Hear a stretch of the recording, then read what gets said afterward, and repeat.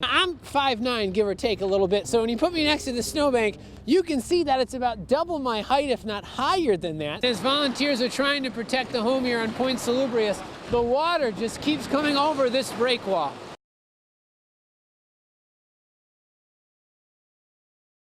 And because it is the beginning of Passover and it's also Shabbat, once the sun goes down, members of the synagogue stop using electricity. Behind me is about 7 or 8 at least acres of a brush fire that's been going on for the last few hours. We can show you just how widespread this was. And if you're looking for directions to the new Lewis County DMV office, well, it's not too far from the old one.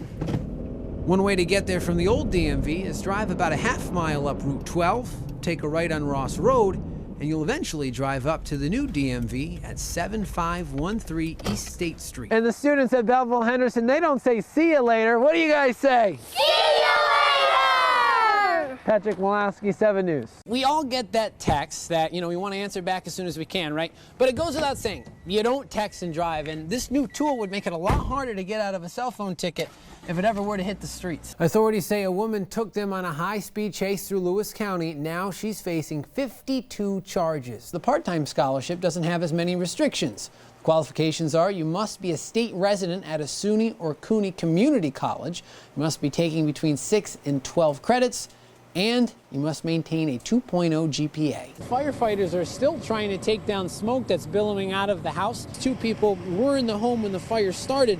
One got out, and as we told you earlier, the other, they believe, is still inside. And those candles at the end of the vigil were put right here behind me in front of the house along the side of the street to keep burning throughout the night. Since May 5th, Jeremy Donovan's been on a trip, taking his boat across the country. Just went through the last lock in the Mississippi River. Woo! I love this river, but I hate it. Thousands of miles and tens of thousands of dollars, all for his son Keegan. Keegan was a student, basketball, and soccer player at Hammond Central. However, Keegan's mother says he had a history of concussions that changed his life. Last year, he killed himself. Keegan was just 16 years old. 2 days after he had passed away, I was sleeping in his bed, and he came to me in a dream. He was on the couch, and he leaned over, and he gave me a fist bump and said, "Take my ashes to Alaska." He sits right there on the dash. That way we can see everything. With Keegan's ashes by his side, Jeremy's traveling the country's waterways on his 1978 Stingray. He calls it Fast Boat, which stands for Fathers Against Suicidal Thoughts. Jeremy is trying to share a simple message: you're not alone. Sometimes it's hard for you to talk to a family member or a doctor.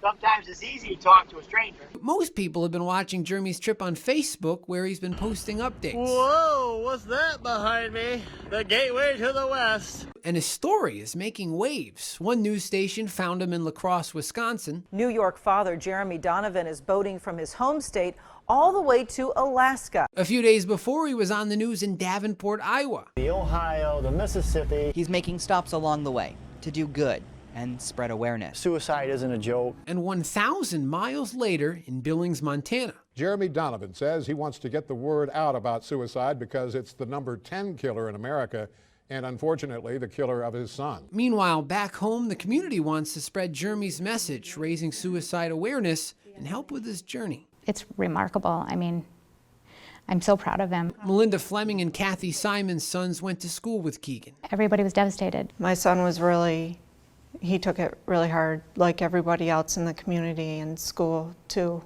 Keegan had a lot of friends. Since Jeremy needs money to keep traveling, people in the community are throwing him a benefit coming up this month. He's not looking for a free ride. He appreciates everything that everybody's doing for him. It feels so good, I can't even describe it, because this has been probably one of the toughest things I've ever done. Once Jeremy gets to the Pacific Coast, he plans on getting a job for the winter. He says he also plans on settling in an area where there's a town with a very familiar name. Hammond on the East Coast, Hammond on the West Coast. Hang out and try to learn the ocean. When prime boating season rolls back around, Jeremy's heading up the Pacific Ocean coast with Keegan's ashes for Alaska. I got a kayak right there, see it? The boat goes down, we'll ride that. It is what it is. I won't stop. Patrick Malowski, 7 News.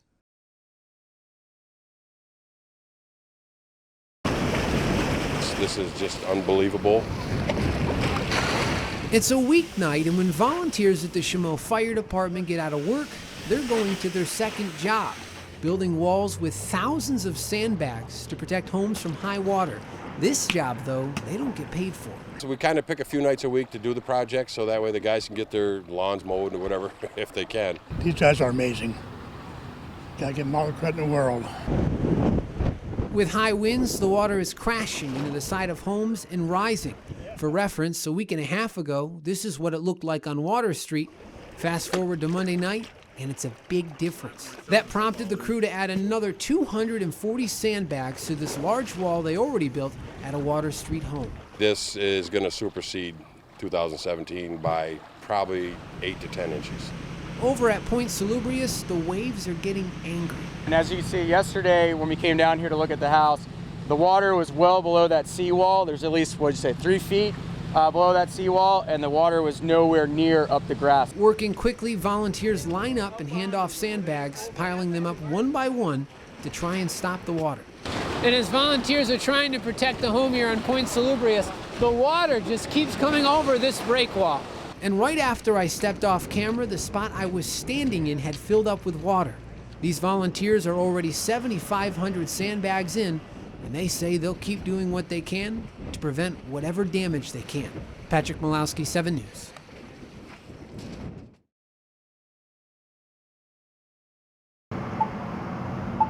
As the countdown to Watertown City primary election sits around a month away, one political sign is much larger than the rest. It's nothing personal against him. This is business, and that's how I feel.